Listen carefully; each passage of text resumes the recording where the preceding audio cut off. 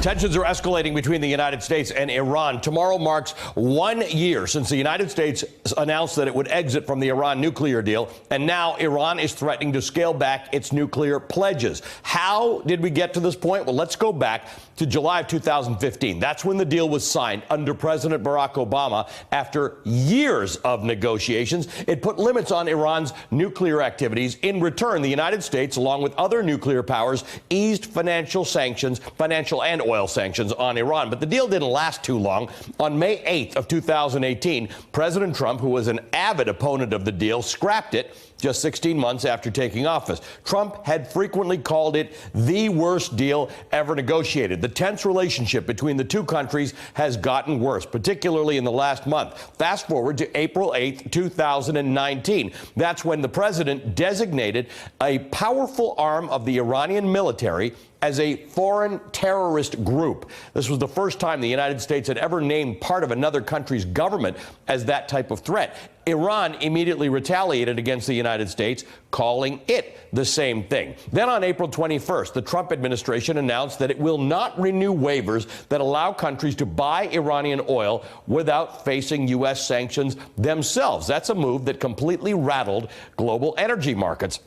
And it brings us up to May 5th, just 2 days ago, when the National Security Advisor John Bolton said that the United States will deploy a carrier strike group to the Middle East to send a, quote, clear and unmistakable message to Iran. Bolton did not mention what specific action the U.S. was responding to. More specifically, the United States wants to deploy the USS Abraham Lincoln carrier strike group and a bomber task force ahead of schedule to the Persian Gulf. Now, that brings us to tomorrow, when multiple reports say that Iran is expected to announce it's going to scale back commitments made during the Iran nuclear deal. And that's not all. Any day now, the White House is set to impose even more sanctions on Iran. Joining us now, Bloomberg opinion editor and columnist Bobby Ghosh. You want to kick it off? Yeah, Bobby, when we got these news of the sanctions that America was imposing on the what we call the Revolutionary Guard in Iran, sanctions experts said to us, this is what's going to happen. It's going to allow Iran to do the same thing and say that any American representatives and American military are also terrorists. And that takes militaries out of the scope of the normal rules we use, which puts American members of the military in peril anywhere in the Middle East. Yes, they did. I mean, the IRGC is not quite the same thing as the American military. No, of course it is not. a military arm of it's a military arm of the regime rather than the military of the government. The name tells you what you need to know. It's there to protect the regime, to protect the revolution. It's laterally become an element of Iran's larger security apparatus, but that's not its original function. But this may be too small a point. I take your point that there's been tit for tat rhetoric. And what we're likely to see tomorrow, though, is an escalation from just rhetoric and just empty gestures to something much more. What does something much more look like? Well, something much more looks like Iran withdrawing from the nuclear deal. They've been talking about withdrawing to some parts of the nuclear deal and not all of it. To me, that sounds like being a little bit pregnant. I think if Iran begins to withdraw from the nuclear deal, the deal is already dead. That puts the Iranians directly in conflict with the Europeans. They've been trying, the Europeans have been trying to keep the deal alive. Yeah. Beg your pardon? They've been trying to keep the deal alive. That's right.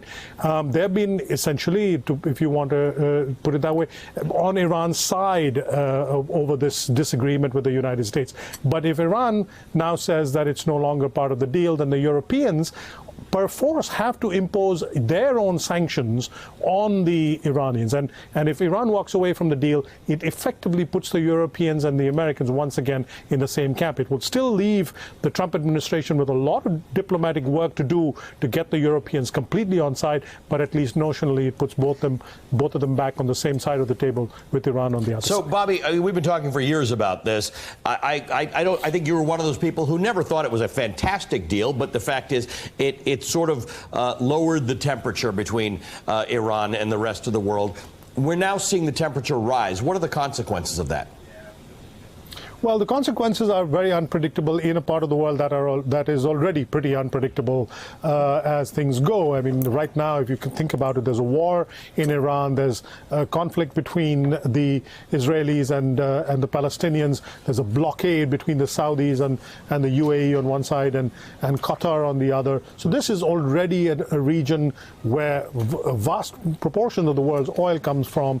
This is already a region under quite a lot of duress. And now, if you throw another essentially hand grenade into the room with tensions with Iran, then oil prices go up, humanitarian crises involved, and even this is even if we don't go into an actual war. At this point, no one's thinking, neither the American side nor the Iranians want an actual war, don't want to be shooting at each other. That serves nobody's purpose. But long before we get to that point, there's a lot of damage that is being done to the region and to the global economy.